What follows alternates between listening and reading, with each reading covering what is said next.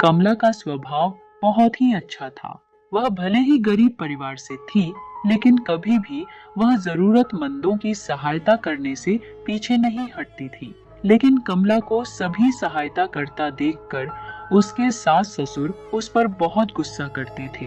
कमला बहू, इतनी सुबह ये खाना किसे देने जा रही हो? हाँ, किसके लिए लेकर जा रही हो ये खाना? पिताजी और माताजी, ओ बरगद के पेड़ के नीचे एक बूढ़े बाबा सुबह से ही भूखे बैठे हैं। ये खाना मैं उन्हें ही देने जा रही हूँ, क्योंकि वह चल भी नहीं पा रहे हैं और उनकी तबीयत भी खराब लग रही है। इसलिए ये खाना और दवाई उन्हें देने जा रही हूँ। ठीक है, सब लेकर जा दे। घर में जितना बचा कूचा राशन है सब उठा कर दे दे। चाहे जितना तू पुण्य का काम कर ले, लेकिन तुझे फल नहीं मिलने वाला है। हम कल भी गरीबी में जीते थे और आज भी गरीबी में ही जी रहे हैं और आगे भी गरीबी में जिएंगे। पिताजी, मैं किसी भी चीज का दिखावा नहीं करती हूँ। जो रूखी सूखी बनाई है वो ही बाबा को देने जा रही हूँ। मैंने कोई वीआईपी खाना थोड़ी ना बनाकर किसी को देने जा रही हूँ। अक्सर कमला का मन अपने सास ससुर के ताने मारने से उदास रहता था। कमला का पति रमेश गांव के जमींदारों के खेतों में किसानों का काम करता था और उसे बराबर पैसे भी नहीं मिलते थे। वह दिन भर मेहनत करके मुश्किल से 30-40 रुपए ही कमा पाता था और बहुत हो जाता तो उसे 50-60 रुपये मिलते थे। लेकिन कमला का मन एकदम शांत रहता था और उसके चेहरे पर हमेशा मुस्कुराहट रहती थी, क्योंकि वह भोलेनाथ पर बहुत ही विश्वास रखती थी और हमेशा बहुत अच्छे अच्छे काम करती थी। वह कभी किसी के बारे में कुछ बुरा भला नहीं सोचती थी। वह सबके बारे में सदैव अच्छा ही सोचती थी। ऐसे ही वह एक दिन अपने दोनों बेटों चीकू और पीयू के साथ बाजार से घर वापस आ रही थी। तभी सड़क के किनारे एक बूढ़ा आदमी केला लेकर अपनी बैलगाड़ी लेकर जा रहा था।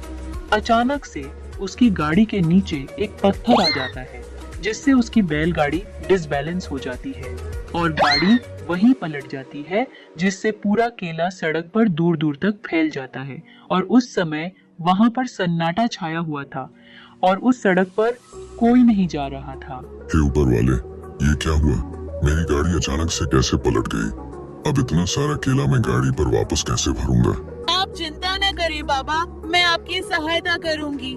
रिंकू और पीयू, चलो आप दोनों मेरे साथ पूरा केला बाबा के गाड़ी में उठाकर रखवा दें। जल्दी जल्दी, आप दोनों मेरी सहायता करो। केला सड़क पर इधर उधर दूर दूर तक फैल गया था। कमला ने अपने दोनों बेटों के साथ मिलकर पूरा केला उस बूढ़े बाबा की गाड़ी में वापस से भर दिया। तुम्हारा बहुत बहुत शुक्रिया बेटी, तुमने तो अपने दोनों बेटों के साथ मिलकर पूरा केला गाड़ी में वापस भरवा दिया। मैं तो अकेला कुछ नहीं कर पाता। मैं तो ये सब देखकर चिंतित हो गया था। मैं ये सारा केला शहर के बड़े बड़े बाजारों में ले जाता हूँ। अगर एक भी केला इधर उधर हो गया तो मालिक मुझ पर बहुत चिल्लाते और डांटते। पता नहीं मेरा आज क्या होता। तुम जीती रहो। बाबा, आपने मुझे आशीर्वाद दिया, इससे मुझे बहुत खुशी मिली। अच्छा तो बाबा, हम जा रहे हैं और आप भी ध्यान से जाना, ठीक है? चुको बेटी, मेरी बात सुनो। ये जो झोला तुम्हारे पास है, जरा ये झोला मुझे दो। कमला बूढ़े बाबा को अपना झोला दे देती है। बूढ़ा बाबा झोला में केला भरकर कमला को दे देता है। मेरी प्यारी बच्ची, ये केला तुम्हारे लिए ही है। तुम अपने बच्चों को खिला देना।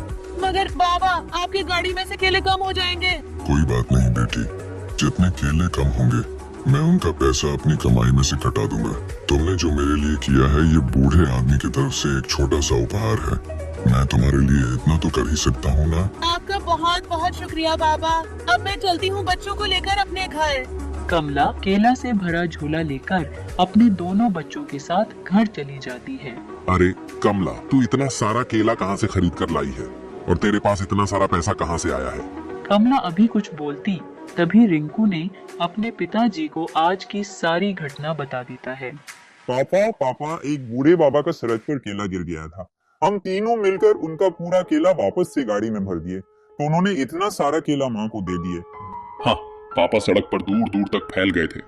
हमने सारा केला इकट्ठा करके उनके गाड़ी में भर दिया। अच्छा, तो ये बात है। लेकिन आज आप तीनों ने बहुत अच्छा काम किया है। चलो अच्छा है, कुछ तो बढ़िया काम करके आई है, नहीं तो दूसरों की सहायता करके खाली हाथ वापस आती है। कमला को पता था कि उसके सास ससुर ऐसे ही उसे ताना मारते हैं, इसलिए वह चुप रहती है और कुछ नहीं बोलती है। उसी शाम बारिश शुरू हो जाती है और मौसम बहुत सुहावना हो जाता है। सुनो कमला, घर में थोड़ा पकौड़े बनाने के लिए सामान है क्या? बाहर बारिश का मौसम है। मैं सोच रहा था कि आज खाना रहने दो और पकौड़े बना लो। पकौड़े बनाने के सामान तो है, लेकिन पकौड़े बनाऊं किस चीज की? आलू प्याज तो घर में खत्म हो गए हैं। चलो ठीक है, पकौड़े बनाने रहने दो, जो घर में रखा है वो ही बना लो।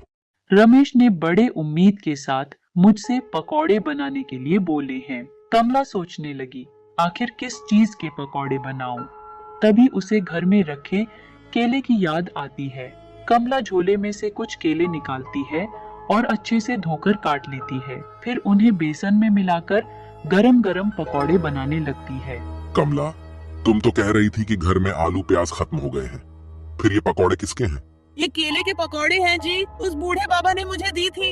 इसे खाकर बताओ तो कैसे हैं? अरे वाह, केले के पकौड़े से तो बहुत ही स्वादिष्ट है, आज तक नहीं खाई थी।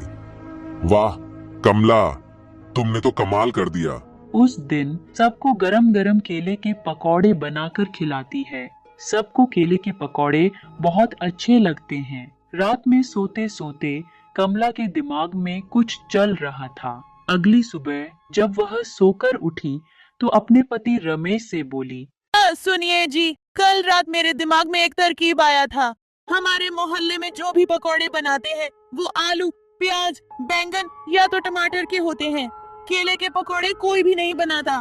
तुम भी सुबह अपने काम पर चले जाते हो, बच्चे भी स्कूल या खेलने चले जाते हैं, माँ जी और पिताजी अपने अपने कामों में व्यस्त रहते हैं और मैं भी घर का सारा काम खत्म करके दिन भर खाली ही बैठी रहती हूँ। अगर तुम मुझे इजाजत दो तो मैं भी केले के पकौड़े का शाम के वक्त ठेला लगा लूँ। इससे तुम्हें ज्यादा काम भी करना पड़ेगा और हम घर चलाने में भी कोई परेशानी नहीं होगी। इनको देखो, घर की बहू होकर अब ये चौराहे पर ठेला लगाएगी। पिताजी, मोहल्ला की सभी औरतें और लड़कियां भी कुछ कुछ काम के लिए जाती हैं और वैसे भी मैं अपना खुद का काम कर रही हूँ। इसमें गलत क्या है? आखिर शहर में तो औरतें भी आदमियों के साथ काम करती हैं, तो गांव में क्यों नहीं? ठीक है कमला, जैसा तुमको अच्छा लगे। मुझे तुम पर पूरा विश्वास है कि तुम कुछ अच्छा ही करोगी जिससे हमें खुशी हो। कमला के सास और ससुर मुंह फूला लेते हैं, मगर उसका पति उसका साथ देता है। अपनी लगन और पति के साथ से वो मोहल्ले में केले के पकौड़े का ठेला लगाने लगती है। शुरू शुरू में गांव वाले अनाप शनाप बोलते हैं, लेकिन जब उन्होंने केले के पकौड़े खाए तो सबकी बोलती बंद हो गई। अरे ये तो रमेश की पत्नी है ना, जो केले के पकौड़े का ठेला लगाई है। हाँ, लगता है कि नया काम शुरू किया है। सबको काम की ही पड़ी है। चलो देखते हैं कि ये पकौड़े कैसे बनाती है। आओ जरा। कमला जानती थी कि ये मोहल्ले की वही औरतें हैं जो बातें बनाती हैं, लेकिन कमला ने भी बड़ी सूझबूझ से काम लिया। अरे कमला बहन, लगता है नया काम शुरू किया है। जरा एक दो पकौड़े हमें भी चखाना। बहन, पकौड़े की प्लेट 15 हार्ट्स की है, मैं इसे ऐसे ही छकने के लिए नहीं दे सकती। अगर आपको पकौड़े खाना है पहले आप पैसे दो। कमला जानती थी कि ये मोहल्ले के वही लोग हैं जो फ्री में खाना पसंद करते हैं और उसे बिना पैसे दिए ही खाकर वहाँ से चले जाएंगे, लेकिन कमला ने उन्हें बिना पैसे के पकौड़े नहीं दिए। जब उन्होंने पैसे दिए तो कमला ने उन्हें पैसों के बदले पकौड़े दिए। कमला केले के पकौड़े बड़े ही स्वादिष्ट बनाती थी, जिसे खाने सभी मोहल्ले वाले जाते थे। धीरे धीरे कमला के ठेले पर लोगों की भीड़ लगने लगी, जिससे उसकी जिंदगी अच्छी होने लगी और देखते ही देखते कमला की गरीबी दूर हो गई और वह एक अच्छे से घर में शिफ्ट हो गई और रानी महारानी की तरह रहने लगी।